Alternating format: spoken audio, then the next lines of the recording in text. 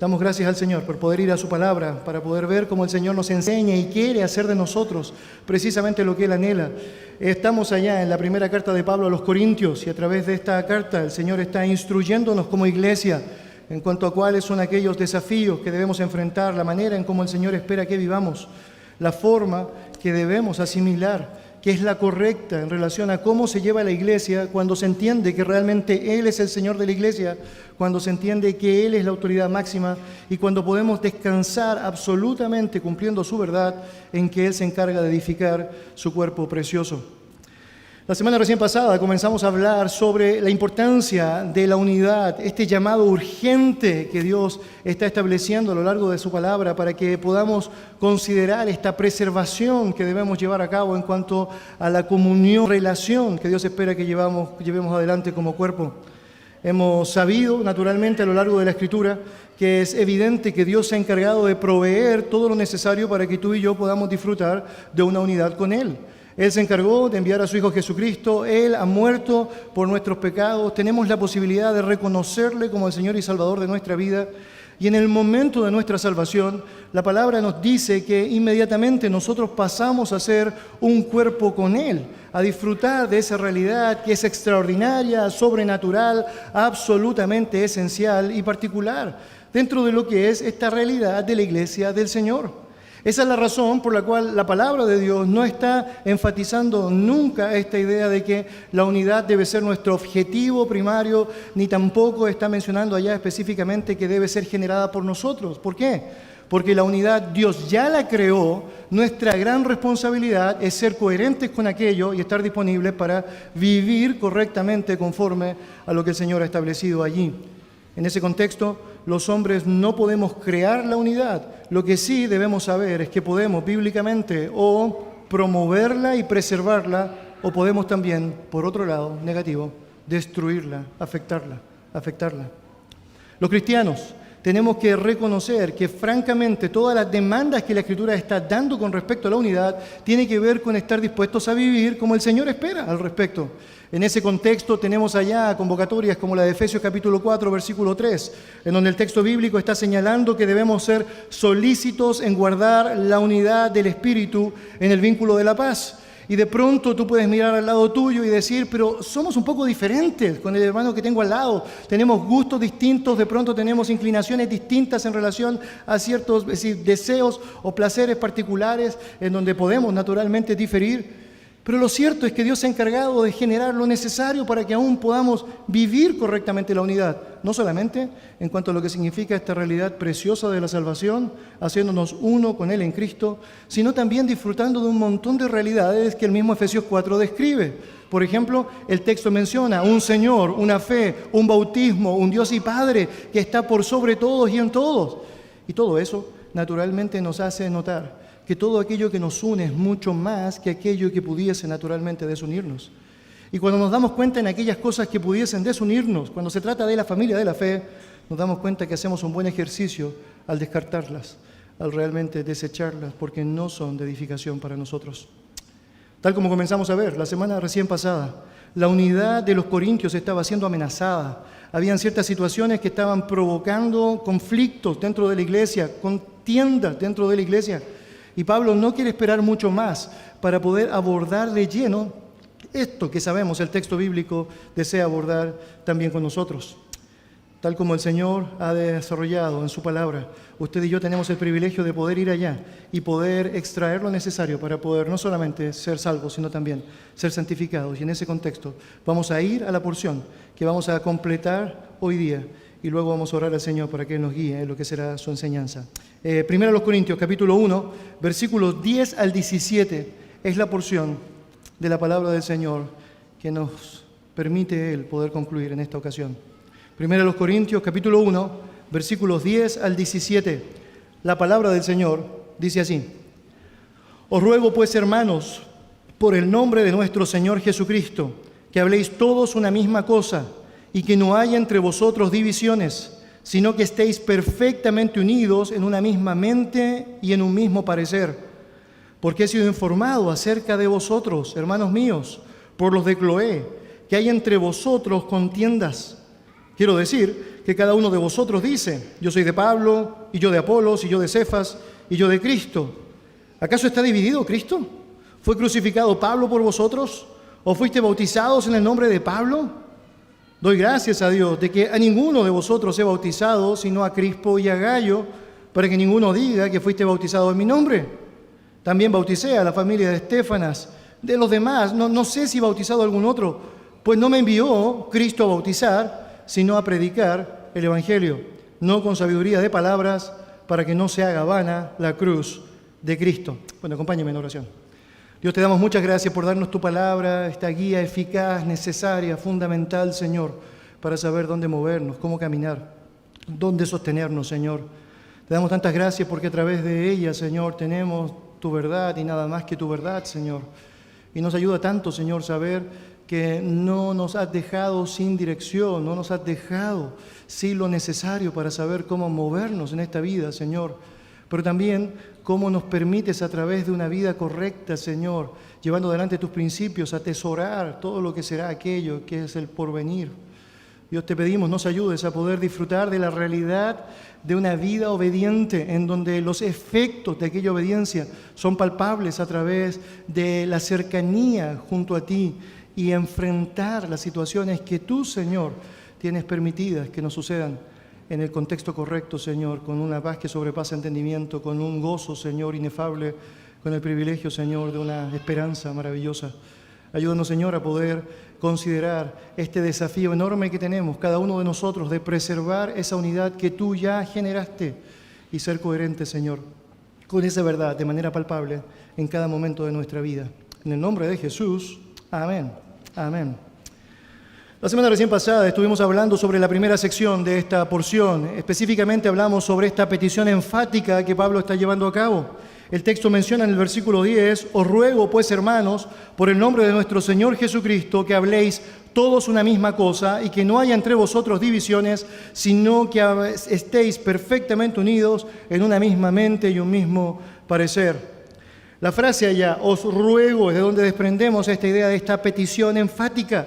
Es una rogativa con una expectativa alta de parte de Pablo. El hecho de que él agregue esta calificación de hermanos es porque él confía específicamente que aquellos que están recibiendo la carta estarán disponibles en la gracia del Señor de hacer lo que es correcto. Naturalmente, si Pablo tuviese dudas de la salvación de ellos, él estaría actuando de una manera completamente distinta. Pero él sabe, hay una realidad de inmadurez, hay una realidad en donde la carne ha brotado de una manera impropia, hay una realidad de poder ser encausados a través de la exhortación bíblica y obviamente una esperanza de que puedan reaccionar, de que puedan responder. En ese contexto, el apóstol está expresando por medio de 3 verbos específicos cuál es este ruego enfático, cuál es este anhelo tan necesario que sea cumplido por los creyentes. En primer lugar, que habléis todos una misma cosa. En segundo lugar, y relacionado, ¿no?, que no haya entre vosotros divisiones. Y en tercer lugar, que estén perfectamente unidos en una misma mente y en un mismo parecer. Ahora, brevemente, cada uno de estos puntos está enfatizando elementos que son necesarios de asumir. Por un lado, hablar todos lo mismo o que estén todos de acuerdo, que es específicamente aquello que se describe bajo la traducción de la primera frase, nos habla de esa coherencia que como hijos de Dios tenemos que tener con la unidad que nos ha sido otorgada. Medítelo de esta manera. Si Dios nos ha compartido su verdad, si Dios nos ha salvado por medio de su verdad, si Dios nos ha hecho libres por medio de su verdad, si Dios nos ha santificado por medio de su verdad, bueno, ¿no tiene sentido entonces que estemos conforme a su verdad? Bien interesante, el propio Juan va a decir más adelante, allá en su tercera carta, que son buenos o bienaventurados aquellos que andan en la verdad. De hecho, él menciona cuánto gozo tiene al saber que sus hijitos, hablando de los hijos espirituales o no, andan en la verdad. No vamos a tener grandes complicaciones de tener un mismo pensamiento, de poder ponernos de acuerdo cuando zanjamos que realmente la verdad es la verdad de Dios.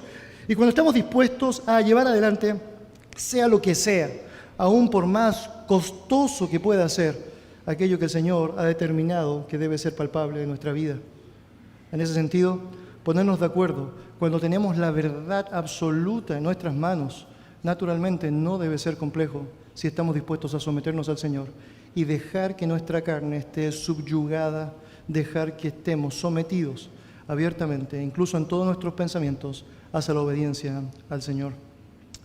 La segunda frase descrita allá, que no hay entre vosotros divisiones, nos habla de esta necesidad imperiosa de preservar lo que es correcto para que no haya cismas.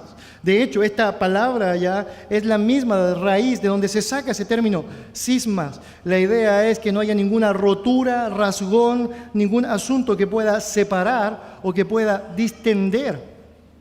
Obviamente sabemos, el hecho de que eso se lleve a cabo, una división suceda, naturalmente implica, es decir, altos costos, terribles consecuencias, unas trizaduras que sabemos son muy difíciles de volver a encauzar o corregir.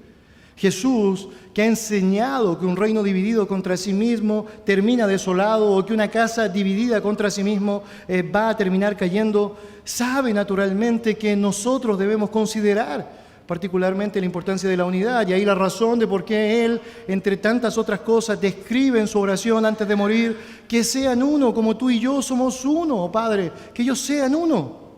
Y Pablo, con esta idea claramente asimilada, está también convocando a los creyentes en Corinto: hey, no se equivoquen, no descuiden la unidad, preserven la unidad, tengan cuidado con el peligro de las divisiones.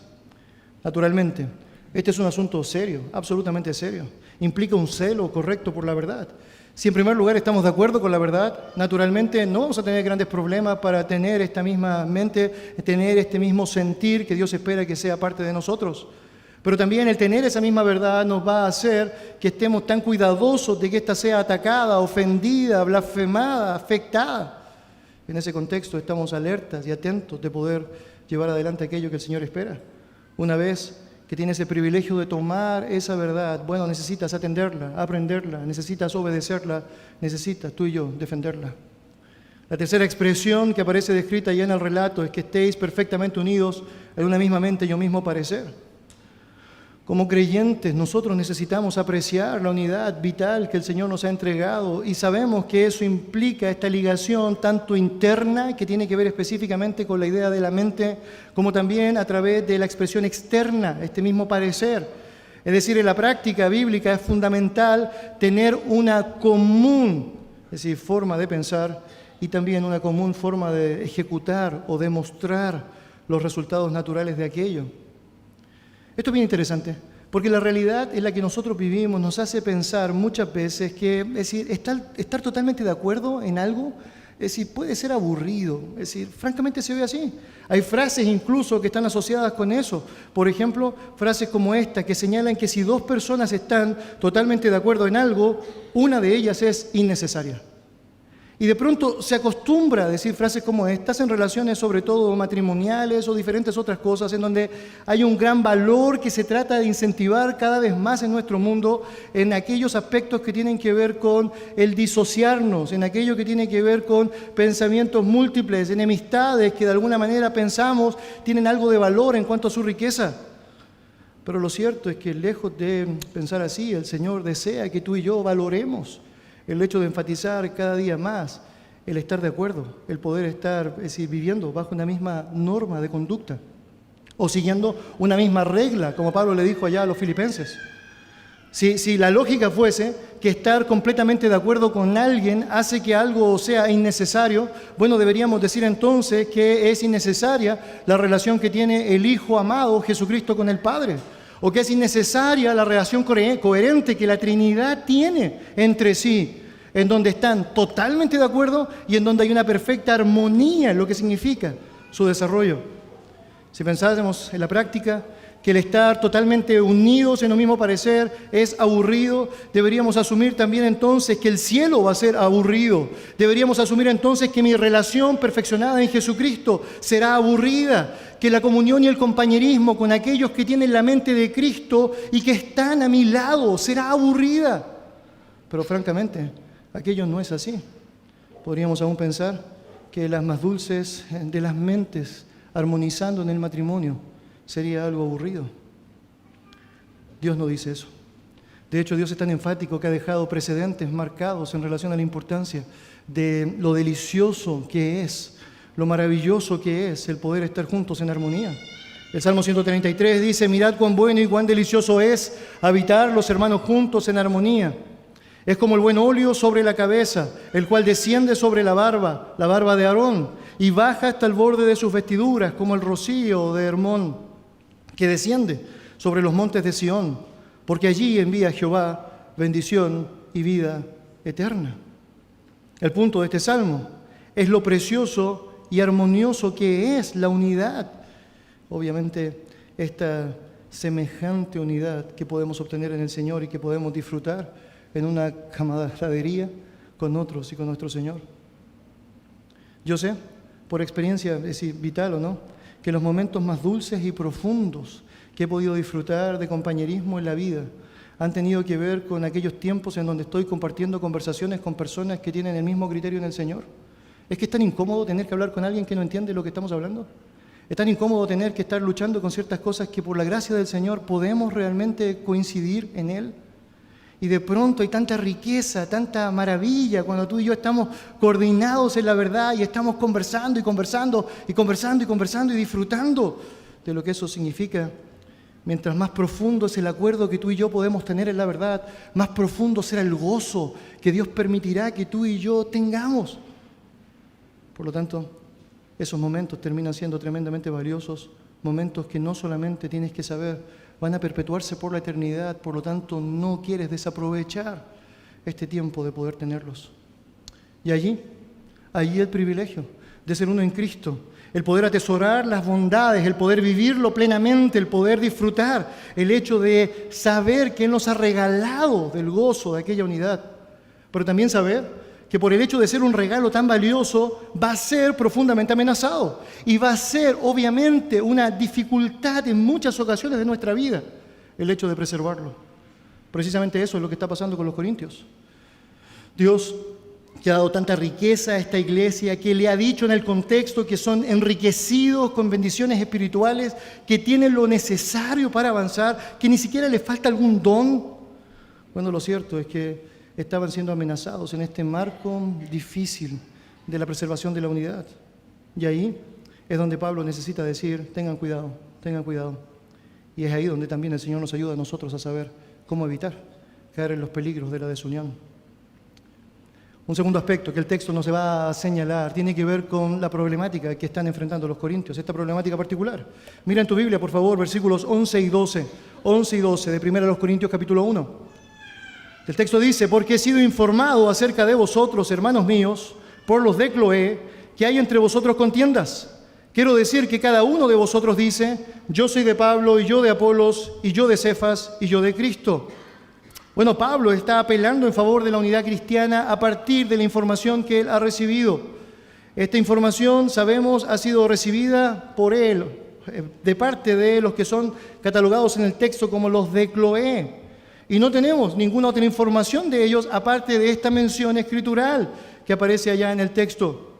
Es asumible que pertenecían a la congregación. La razón es porque naturalmente están conociendo el detalle del conflicto, al punto de ser muy específicos en señalarlo. Es asumible también que en la práctica ellos están sabiendo a quién debían acudir. Y naturalmente Pablo, al haber sido el fundador de la congregación y al tener una relación constante con ellos, podía ser quien podía ayudarles o asistirles en aquello. Debería decir también que hay otras cosas interesantes en el texto que resaltan y que vale la pena describir. La mención de Pablo al señalarles, yo diría, tiene gran importancia. Es una gran manera de mostrar peso y seriedad, ¿o no? Es que no es lo mismo cuando alguien dice a otra persona: oye, alguien me dijo que tú estás con ciertas contenciones. Y tú preguntas: ¿quién es ese alguien? Y alguien, ¿o no? Alguien. Muchas veces ese alguien soy yo mismo, ¿no? Es decir, de alguna u otra manera, cuando doy el nombre o no, estoy poniendo un peso en lo que significa aquello. Eso también argumenta mucho más que eran personas conocidas y respetadas por los corintios, porque no se iban a poner a discutirle a Pablo, ¿o no? No, pero mira que la persona que te lo dijo, ¿no? Se nota que no los conoce Pablo, ¿no? No.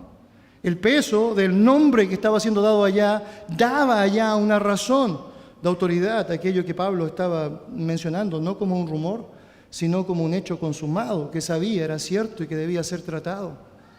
Era digno de exhortación la iglesia por esto, y obviamente Pablo estaba llevando a cabo aquella tarea. Tendría sentido también mencionar que de no haberlo hecho los de Cloé, difícilmente los corintios lo habrían llevado a cabo, porque no hay ninguna evidencia en el relato de que ellos estaban interesados en poder corregir específicamente aquello. De hecho, más adelante vamos a ver cómo Pablo recibe una lista de preguntas de los corintios en donde él está respondiéndoles, pero en ninguna de ellas estaba mencionado este conflicto particular. Es porque de alguna u otra forma ya lo asumían como algo natural. Una cosa más que creo que es importante mencionar es que cuando tú avanzas en el texto te das cuenta que Pablo ha recibido la visita de dos hermanos de la iglesia de Corinto. Cuando llegas allá al capítulo 16 aparece mencionado Sóstenes y Estéfanas. Y obvio, Pablo tiene una buena razón para mencionar que el peso del argumento que está lanzando es de los de Cloé, para que los corintios no piensen que la culpa, en un sentido, ¿no?, tenía que ver con Estéfanas y con Sóstenes, ¿no? No fueron ellos los que le avisaron a Pablo, fueron los de Cloé. Y también en ese sentido tenía valor el hecho de que Pablo los mencionara. Una cosa más que yo creo que es necesario decir es que cuando pensamos en nuestra propia dinámica y en nuestra propia realidad, es tan importante que no transgredamos los principios bíblicos establecidos. Es evidente que la Biblia, al tener textos que son narrativos, nos está mencionando simplemente hechos concretos, consumados. No sabemos muchas cosas que están detrás, pero sí sabemos que Dios no iba a permitir ciertos elementos que pueden transgredir principios que Él ha establecido. Por lo tanto, naturalmente, cada vez que tú sabes que hay algo que tu hermano ha hecho que está mal, debes ir primero a esa persona, luego debes avanzar de acuerdo al proceso que está establecido, tal como Dios lo diseñó para la iglesia. Pero también es muy importante saber que hay situaciones específicas en donde es requerido, después de haber hecho todo lo que el Señor ha establecido en el marco privado, también hablar con aquellos que pudiesen tener injerencia directa en ayudar, en animar, en alentar, en exhortar, frente a un peligro que se ve latente y que debe ser cubierto de una manera bíblica, tal como el Señor lo espera. Si continuamos con el texto, usted va a notar que hay algo interesante. Es decir, usted ve que hay un gran peso en la exhortación que Pablo está realizando allá, pero no descuida este trato fraternal y afectuoso que lleva con los hermanos allá. Nota, por ejemplo, el versículo 11, otra vez dice, porque he sido informado acerca de vosotros, hermanos míos, otra vez. Nota, en dos versículos menciona hermanos, ¿no? Dando este sentido de relación, de unidad, es decir, realmente me importa, realmente confío en que Dios te puede ayudar a mejorar esta situación. Y allá está. Bueno, ¿cuál era? ¿Cuál era aquel mensaje que había sido el que llegó a los oídos de Pablo? Bueno, que había en la iglesia de Corinto contiendas. La palabra contiendas que aparece descrito allá en el texto es una palabra que puede traducirse como rivalidad egoísta, riña, pleitos, discordia. Y sabemos que aquella situación crítica que estaba fomentando la rivalidad allá, provocada básicamente por partidismos innecesarios, estaba haciendo efectos que claramente iban a generar un cisma terrible si no era abordado correctamente. Y allá está la explicación específica de lo que fue. Fíjate allá conmigo, en el versículo 12 en tu Biblia.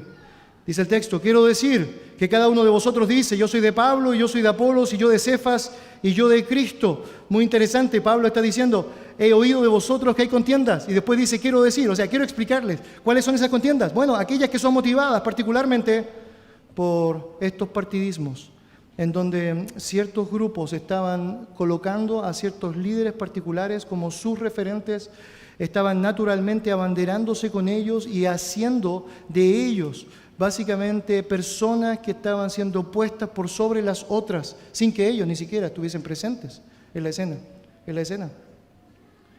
Habían declaraciones enfáticas que eran manifestadas por ellos, ¿o no? Al punto de tratar de guerrear el uno con el otro, ¿o no? Es decir, yo soy de Pablo, no, yo soy de Apolo, no, yo soy de Cefas, yo soy de Cristo, decían otros. Y bueno, naturalmente estaban, absorbidos con esta particular discusión que necesitaba ser zanjada. Ahora, tú y yo de pronto debemos asumir que es natural tener cierta simpatía, admiración, consideración por aquellas personas que han sido claves como instrumentos de Dios en lo que significa mi propia santificación, mi propia vida en Él. Es obvio que es evidente que eso puede suceder y va a suceder.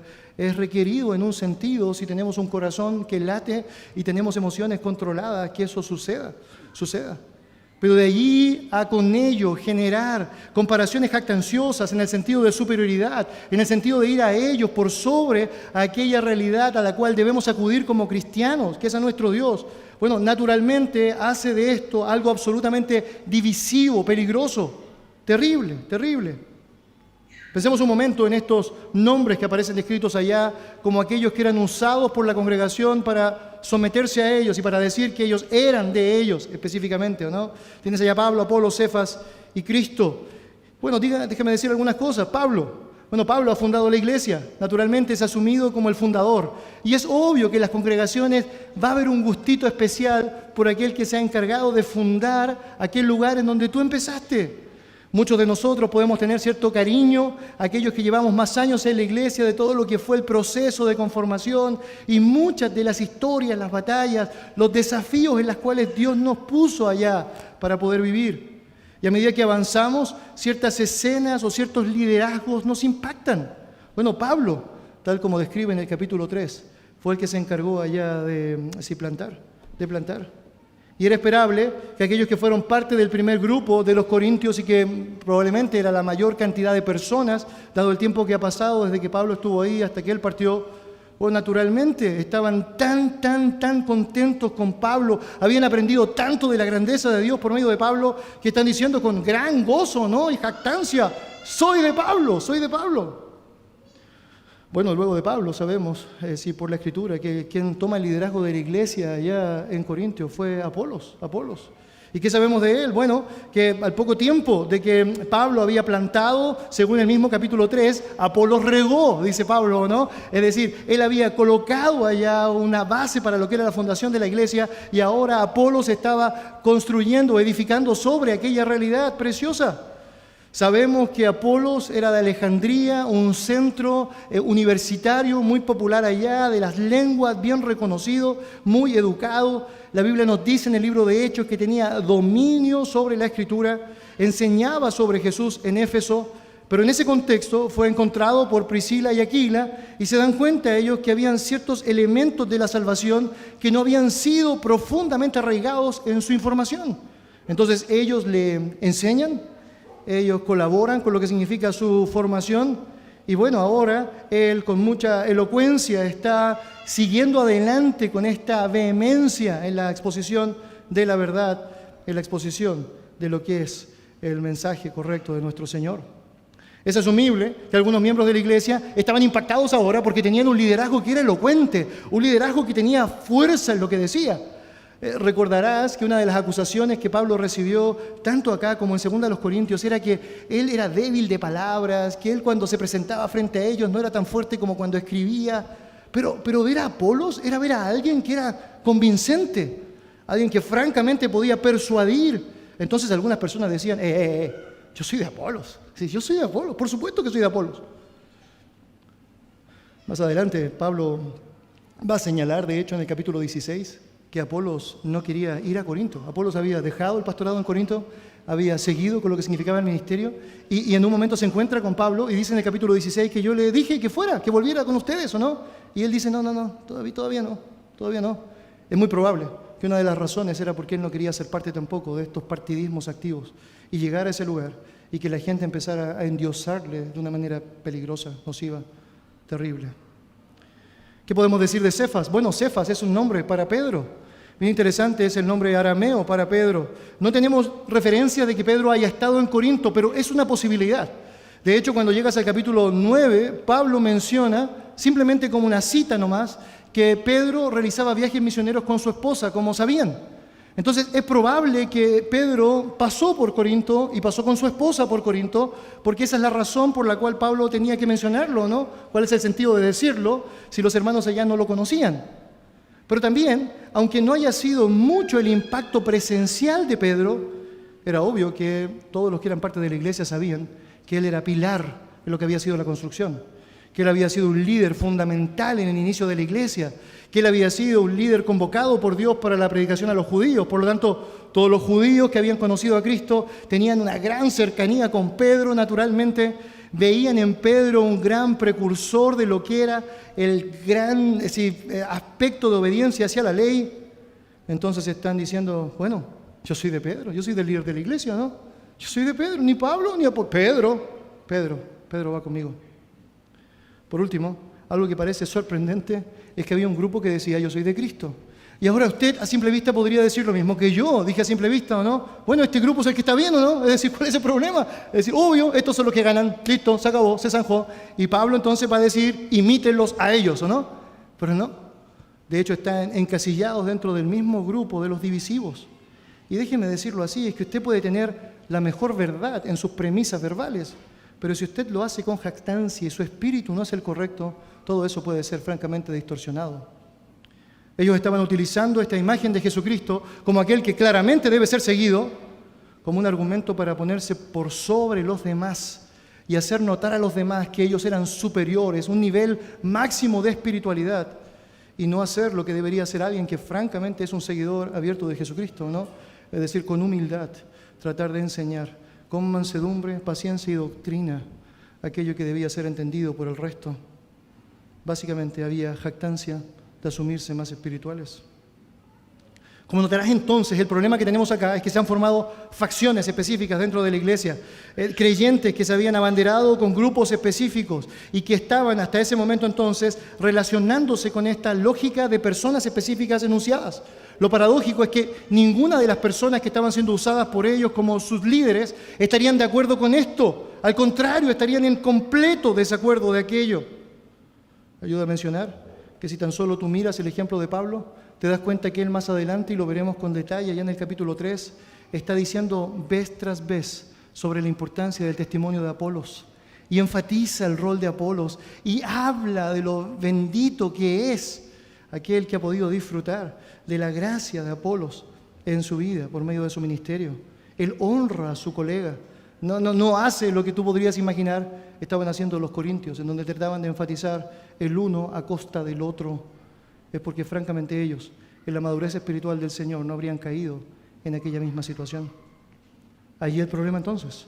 División, porque se habían generado partidismos en la iglesia y algunos estaban con el primer pastor, otros con el segundo que era más elocuente, aquel que era más carismático, otros estaban básicamente convencidos con esta tradición mayor que hablaba específicamente del líder de la iglesia, Pedro, otros decían Cristo, pero con una jactancia terrible. Entonces, francamente, todo eso quedaba destruido en cuanto a su argumentación. Entonces, ¿qué es lo que hacemos? Bueno, Pablo ha sentado la base. Deben tener un mismo sentir, deben estar unidos en una misma mente y un mismo parecer. No deben lidiar con esta idea de divisiones como algo que debe ser esperable o aspirable. Entonces ahora dar una lista de argumentaciones para reafirmar precisamente aquel punto. Vamos a leer versículo 13 en adelante a través de la importancia de la promoción de la verdad. Cuán importante, cuán vital es que la verdad sea lo que zanje cualquier situación en nuestra vida. El texto dice así: ¿acaso está dividido Cristo? ¿Fue crucificado Pablo por vosotros? ¿O fuiste bautizado en el nombre de Pablo? Doy gracias a Dios de que a ninguno de vosotros he bautizado, sino a Crispo y a Gayo, para que ninguno diga que fuiste bautizado en mi nombre. También bauticé a la familia de Estéfanas. De los demás, no sé si bautizado a algún otro, pues no me envió Cristo a bautizar, sino a predicar el Evangelio, no con sabiduría de palabras, para que no se haga vana la cruz de Cristo. Bueno, establecida la premisa inicial de la importancia de la unidad, establecida la problemática que claramente estaban enfrentando los corintios, llegaba ahora el punto en donde debía haber una argumentación necesaria para que ellos se dieran cuenta de lo absurdo que era actuar de la manera que estaban actuando. Note el primer argumento que Pablo cita. El argumento es: Cristo no está dividido. Cristo no está dividido. Dice el texto: ¿acaso está dividido Cristo? Y la respuesta es obvia, ¿no? Es una pregunta retórica. No. Ahora, ¿por qué es relevante mencionar eso al comenzar la argumentación de Pablo? Bueno, yo diría, al menos hay dos cosas importantes en la razón de Pablo al argumentar este punto. En primer lugar, cuando tú miras la Escritura te das cuenta que todos somos un cuerpo en Cristo. Dice 1 Corintios 12:12, porque así como el cuerpo es uno y tiene muchos miembros, pero todos los miembros del cuerpo, siendo muchos, son un solo cuerpo, así también Cristo. El cuerpo de Cristo, mis hermanos, no está desmembrado. El cuerpo de Cristo está unido, está ligado entre sí. Si el cuerpo de Cristo se desmembra, tenemos un problema con Cristo.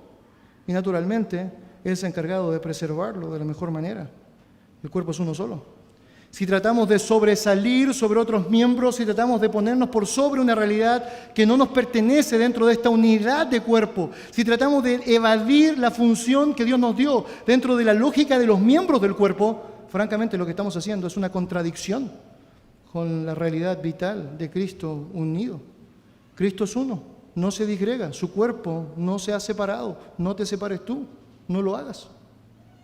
Otra razón relevante en relación a este punto allá es que claramente Cristo no está dividido, es que cuando un creyente tiene a Cristo, tiene absolutamente todo lo que necesita. Y esto es algo vital también. Es cuando tú sabes francamente que Cristo no está dividido y que estáis completos en Él, como Pablo le dice a los colosenses, francamente te das cuenta que no hay ninguna razón entonces para tratar de pelear con mi hermano, ¿no? Si yo tengo lo que necesito en el Señor y Él tiene lo que necesita en el Señor y vamos juntos en el Señor. ¿Cuál es la razón? ¿Cuál es el sentido de evadir aquello que termina siendo nuestro mayor tesoro? Mis hermanos, en Cristo están escondidos todos los tesoros de la sabiduría y el conocimiento. ¿Tiene sentido entonces que quieras buscar fuera de Él? ¿Tiene sentido entonces que quieras encontrar razones divisivas fuera del conocimiento de Él? Francamente no. Tienes lo que necesitas. Tienes a Cristo. Y no está dividido. Está pleno. Está completo. Está activo. Y está dispuesto. Un segundo argumento de parte de Pablo allá a los Corintios es que Él no fue crucificado. Pablo no fue crucificado por ti, Cristo lo fue. Es lo que le dice Él a los Corintios, ¿no? Es decir, no fui yo. Pablo hace algo sabio. Mire, note, él está exhortando naturalmente acá, en primer lugar, a este primer grupo que se obviamente abanderaba con él, ¿o no? Había este grupo grande que decía, yo soy de Pablo, yo soy de Pablo, yo soy de Pablo. Bueno, entonces Pablo, en vez de partir atacando a los de Apolos o los de Cefas o los de Cristo, comienza atacando a su propio grupo, ¿no? De alguna u otra manera, él está haciendo algo que es necesario y santificador para su propia carne, ¿o no? Si Pablo hubiese dicho, vamos a hablar de Apolos, ¿o no? Inmediatamente, ¿no? Todos los que decían, yo soy de Pablo, habrían dicho, teníamos razón. Pero no, claramente, no había ningún motivo de jactancia en Pablo. Y él dice, yo no fui crucificado por ustedes, yo no fui crucificado por ustedes. Cristo fue, únicamente Cristo fue. Y esta verdad, hermanos, debería tener dos efectos prácticos en nosotros, tal como lo debería haber tenido en los Corintios. Naturalmente, debería haber sido parte de los Corintios también. El uno es que cuando uno trata de gloriarse de alguien, se debe dar cuenta, según la Escritura, que eso debe ser del Señor. Si hay un objeto de gloria en nosotros, no tiene sentido que se lleve adelante a simples hombres. Cuando pensamos en un objeto de gloria, sabemos el gran fin, la máxima de eso, tiene que ver con Jesucristo. ¿Estás en tu Biblia allá? Mira, 1 Corintios capítulo 1, avanza hasta el versículo 31. Mira la conexión preciosa en el contexto. 1 Corintios capítulo 1, versículo 31. La palabra del Señor dice, aquel que se gloríe, gloríese ¿en quién? ¿En quién? En el Señor.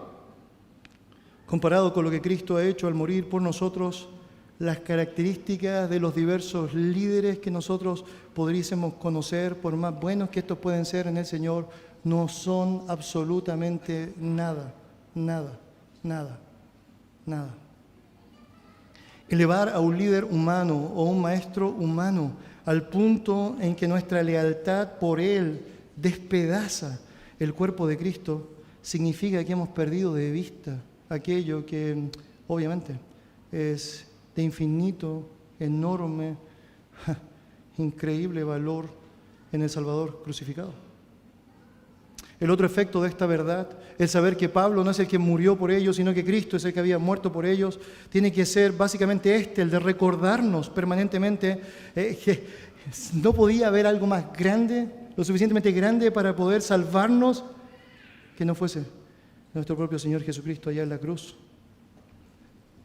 Queridos, hacemos bien cuando depositamos la gloria a Él y hacemos tremendamente bien cuando nos enfocamos en lo que significa la realidad de este Cristo crucificado. La cruz destruye toda vanagloria, la cruz debilita cualquier tipo de vanidad, cualquier lógica de profunda desunión. Cuando realmente nos enfocamos en quién debe ser el objeto de nuestro enfoque, estamos haciendo lo correcto para preservar la unidad, lo correcto para preservar la unidad. En tercer lugar, el argumento de Pablo nos lleva al bautismo y él menciona, ¿fuiste bautizado en el nombre de Cristo? ¿Fuiste bautizado en el nombre de Cristo? Y note eso, ¿no? Es porque naturalmente él está dando por hecho una realidad que era contraria a la que ellos estaban asimilando. Él está preguntando en el versículo 13, ¿fuiste bautizado en el nombre de Pablo? Y la respuesta es no, fuiste bautizado en el nombre de Cristo. Evidentemente, una de las cosas por las cuales los partidarios de Pablo se jactaban y pensaban que ellos estaban en lo correcto era porque algunos de ellos habían sido parte del bautismo de Pablo cuando él fundó la iglesia.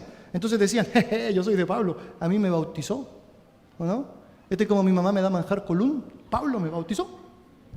Y con eso, de alguna manera, trataban de sostener el punto. Y Pablo está diciendo, hey, cuando bautizaron, cuando fueron bautizados, ¿fue en mi nombre que lo hicieron?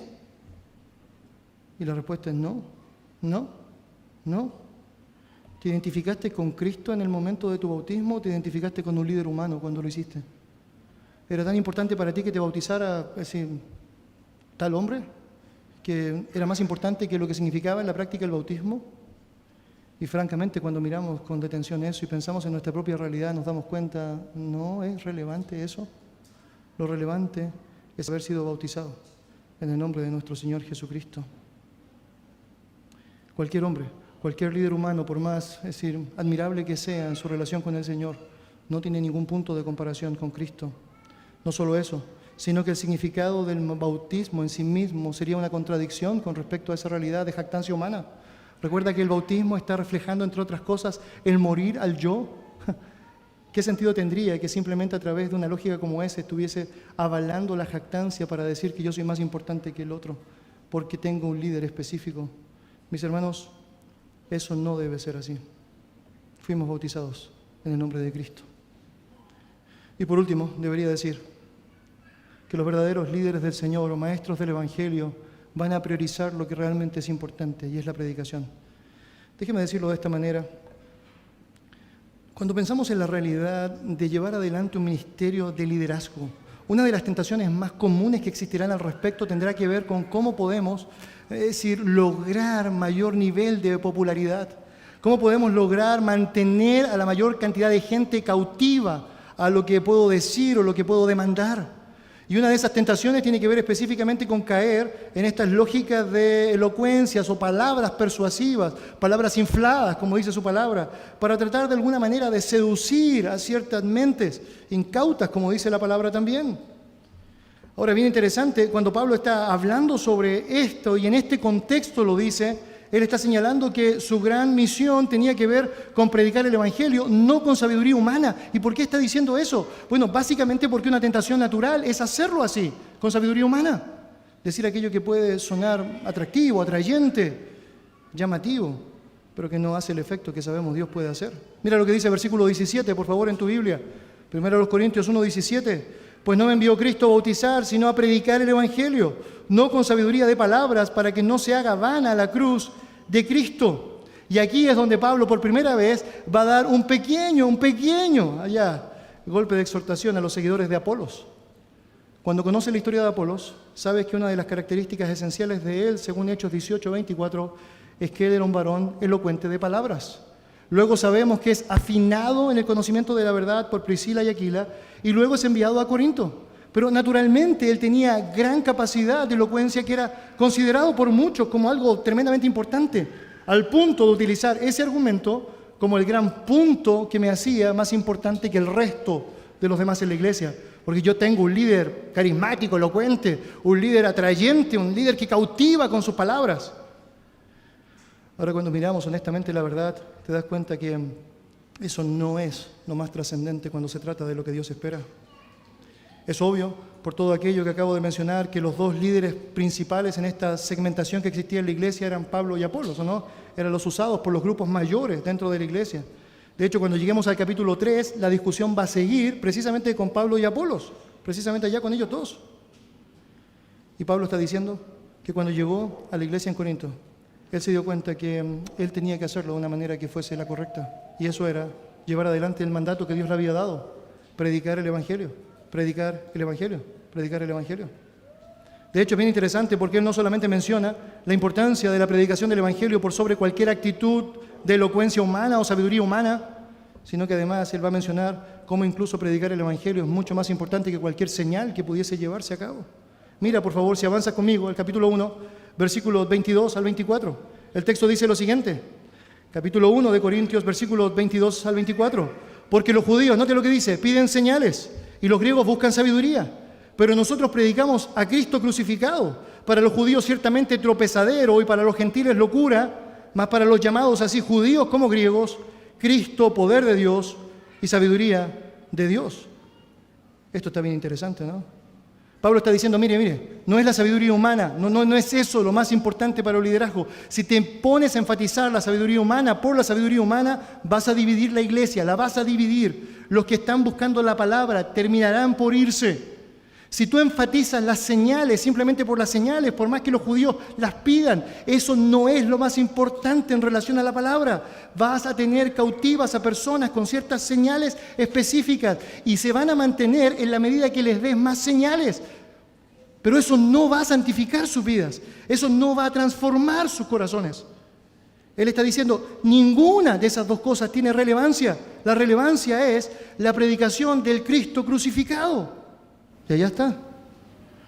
En otras palabras, algunas personas se podrían dejar llevar por el carácter oratorio de un líder. Algunas personas se podrían fascinar por las señales milagrosas que pueden ser manifestadas allá. Pero aquellos que realmente han nacido de nuevo no se van a enfocar en otra cosa que no sea lo más importante. Y lo más importante es la prioridad de la predicación de la palabra. La prioridad de la predicación de la palabra. Hermanos, cuando ponemos el foco en la prioridad de la predicación, eso va más allá de cualquier líder humano. Eso va más allá de cualquier atributo humano que un líder pueda tener. Es porque la palabra lo hace todo. ¿Recuerdan las palabras de Lutero? Cuando le preguntaron qué pasó, cómo llevó adelante todo lo que se llevó a cabo por medio de esto tan increíble como la Reforma. Y él dice, mientras mis amigos y yo tomábamos cerveza, la palabra lo hizo todo. Lo hizo todo. Lo hizo todo.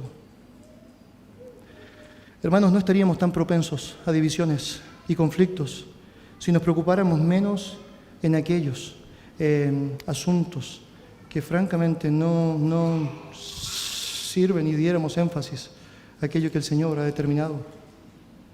Si viéramos a través del predicador lo que realmente Dios espera que sea visto, un espíritu de crucifixión a sí mismo y un énfasis por lo que significa el Cristo crucificado, francamente, la exaltación de Cristo a través de lo que se dice es lo que da expectativa y esperanza al desarrollo y al avance de una iglesia. De la misma manera, como tiene sentido cuando tú y yo, vez tras vez, estamos volviendo a la Escritura y estamos dándonos cuenta del sentido correcto que tiene el saber que Cristo no está dividido, por lo tanto no quiero hacer nada que vaya en contra de lo que Él ha establecido y desuna a la iglesia. Que fue en Cristo que me bauticé, por lo tanto no quiero poner a ninguno por sobre lo que significa la realidad de su nombre. Y por sobre todas las cosas que estoy pensando activamente en cómo puedo disfrutar y gozar ahora lo que será un disfrute por los siglos de los siglos en Él, esa unión inseparable, inclaudicable, inmarcesible, reservada en los cielos para disfrutar con Él por siempre. Vamos a orar. Señor, gracias por darnos la oportunidad de tener tiempos como estos en donde somos alentados a poder considerar nuestra relación contigo y la importancia de preservar la unidad de la manera que es propicia, Señor. Dios, sabemos que en algunas ocasiones la unidad será afectada. En algunos momentos, Señor, tú permitirás que esto suceda precisamente porque quieres ver quiénes son los que están contigo. Y de alguna forma, tal como dirás más adelante, es necesario que hayan desavenencias para que los que son de verdad puedan mantenerse firmes en tu verdad, Señor. Pero Dios, podemos hacer algo que puede ser mucho mejor si tu gracia así lo permite. Es que todos nosotros estemos dispuestos a realmente no tener que llegar a puntos como esos y decir, vamos a estar de acuerdo en lo que tenemos que estar de acuerdo. Y si tu palabra es verdad, no podemos hacer nada mejor que seguirla. Si tu palabra es verdad, no podemos hacer nada mejor que predicarla. Si tu palabra es verdad, Señor, no podemos hacer nada mejor que ponerla en el lugar más alto de nuestra vida y estar disponible, Señor, para que ella francamente haga lo que sabe hacer. Señor, ayúdanos a poder disfrutar los tesoros de esa realidad que nos dice que cuando la palabra de Dios mora abundantemente en nosotros, lo que realmente va a fluir de nosotros será esas palabras de vida eterna, esa riqueza establecida allá, y que nos permitirán edificar al otro, nos permitirá alentar al otro, nos permitirá exhortar con misericordia al otro, y nos permitirá, Señor, disfrutar la maravilla preciosa de la unidad, esa unidad, Señor, que has hecho y que, Señor, queremos gozar. Gracias, Dios, por tu palabra. Libra, Señor, nuestra iglesia de aquellas cosas, Señor, que pueden afectarnos y blasfemar tu nombre, Señor. Y danos la gracia necesaria para preservar aquello, Señor, que en ti podemos preservar. En el nombre de Jesús. Amén.